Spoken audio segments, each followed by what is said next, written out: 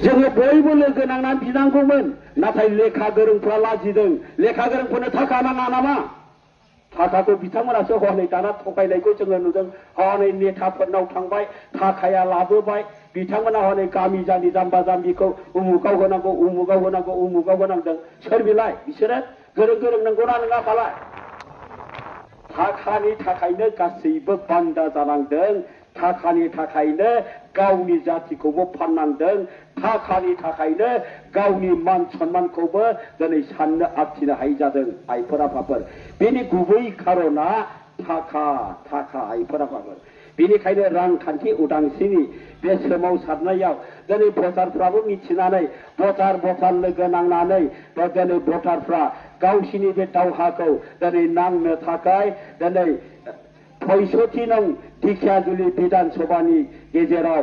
भटारफ्रा दिनै बिजाथि हिसाबै आंखौ सायख'दों बेनिखायनो आङो ढेकियाजुलि ओनसोलनि सिङाव थानाय रायजो राजाफोरनिसिम आङो भटारफोरखौ गावनि बेसेन गोनां भटखौ गावनो होनानै लागोन आरो बे बेसेन गोनां भटआ जेन बै गोयेन्दाफोरनि आखायाव थाङा बे बेसेन गोनां भटखौ होनानै नोंथांमोना नोंथांमोननि अधिकारखौ लागोन होननानै आङो आंनि बे भटार्स पार्टी इन्टारनेशनेलनि दा बिजाथि हिसाबै आङो नोंथांमोनखौ खावलायदों टसनि सिम्बलाव भट होनानै जुदि नोंथांमोना होयो जेसेनो भटाराव भटार्स पार्टी इन्टारनेशनेलनि बे आंनि ढेकियाजुलि बिधान सभानि सिम्बला जाहैबाय टर्च लाइटआव जेसेनो भट गोग्लैनाय भटखौ मोनगोन एसेनो आइमोन बाबामोननि अरुणोदय बिथना बांसिन जालांगोन आरो बे पिएम किसाननि नामाव फैसा होदोंना बेबो बांसिन जागोन मानो होनब्ला भटे बिदोंना बियाखै बेयो जाहैबाय दिल्लीयाव रोखा रोखायै सुबुत सहैजोबगोन बे इलेक्सन भट होनाय बुस्थुआ जेसेबां भट गोग्लैदों बे डाइरेक्ट दिल्लीयाव रेकर्ड जाहैगोन नै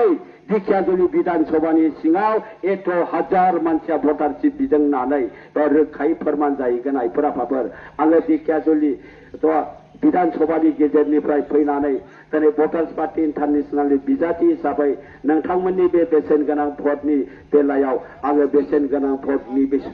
भेलुयै आङो नोंथांमोननो खोन्थादों आंनि बे खोन्थानायाव गोरोन्थिफोरबो जादों जानो हागौ अननानै निमाहा मोनगोन होननानै आं नोंथांमोननिसिम खर' गंग्लायनानै आंनि बिबुंथिखौ एसेयावनो फोजोबबाय जय भटार जय भटार जय भटारशिप